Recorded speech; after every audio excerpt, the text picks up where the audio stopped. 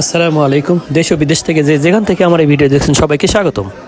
গ্রামের মাছের বাজার মানে জীবন এক বিচিত্র কোলাহল, যেখানে প্রকৃতির ঘ্রাণ আর মানুষের আন্তরিকতা মিশে থাকে। বাজারের ভিতরে ঢুকতেই চারপাশ থেকে কানে আসে বিক্রেতার হাঁকডাক, এই যে ভাই তাজা ইলিশ কিংবা রুই কাতলা নেন, আছে আরও পুকুরের মাছ, নিয়ে যান ভাই নিয়ে যান।